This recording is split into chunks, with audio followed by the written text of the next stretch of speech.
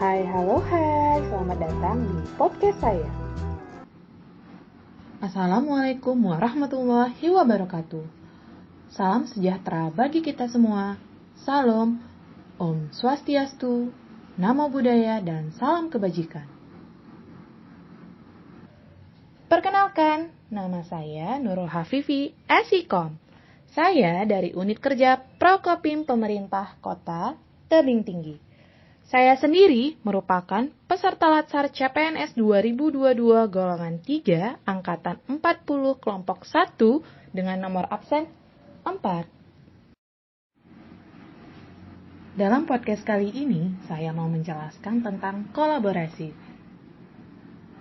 Teman-teman pada tahu kan, kolaborasi merupakan salah satu akronim dari berakhlak, yaitu nilai dasar dari ASN.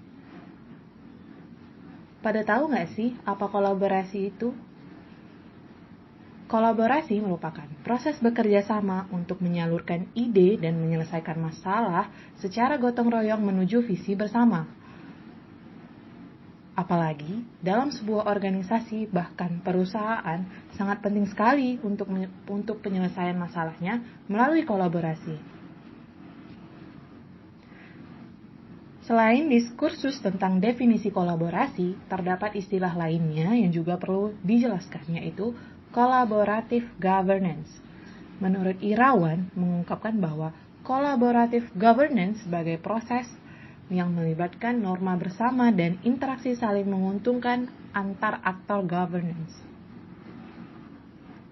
Nah, setelah menjelaskan tentang pengertian kolaboratif dan kolaborasi pemerintahan, sekarang kita akan masuk ke tentang proses yang harus dilalui dalam menjalin kolaborasi. Apa aja sih prosesnya? Yang pertama ada trust building atau membangun kepercayaan dengan stakeholder mitra kolaborasi. Yang kedua ada face-to-face dialog, melakukan negosiasi dan baik dan bersungguh-sungguh.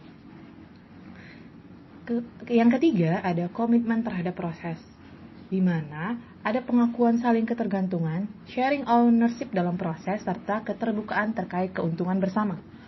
Yang keempat, pemahaman bersama, berkaitan dengan kejelasan misi, definisi bersama terkait permasalahan, serta mengidentifikasi nilai bersama, dan yang terakhir menetapkan outcome antara.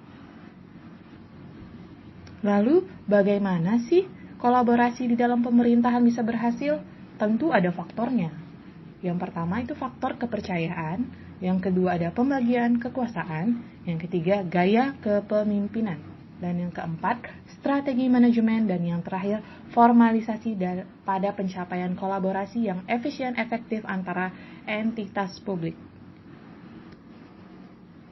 Lalu, ada nggak sih panduan perilaku kolaboratif? Tentu ada.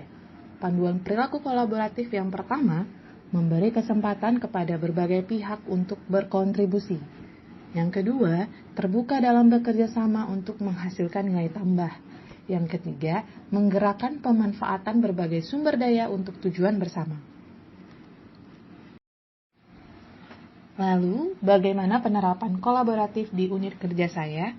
Yang pertama, sebagai analis berita, tentu saya membutuhkan kerjasama dan berlangganan surat kabar, yaitu kepada pihak ketiga toko bahtera sebagai penyedia peralatan dalam pekerjaan saya.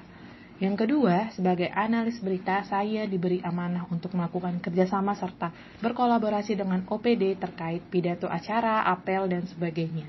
Yang ketiga, sebagai salah satu bagian dari protokol, tidak jarang saya juga terlibat dalam memberikan bantuan jasa pada acara-acara yang dilaksanakan pemerintah kota atau OPD-OPD lain. Kolaboratif merupakan nilai dasar yang harus dimiliki oleh PNS. Sekat-sekat birokrasi yang mengkungkung birokrasi pemerintah saat ini dapat dihilangkan.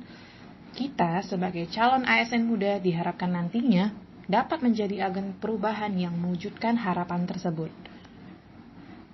Semoga kita dapat mewujudkan nilai berakhlak kolaborasi di unit kerja kita masing-masing ya. Terima kasih ya teman-teman udah dengerin podcast aku.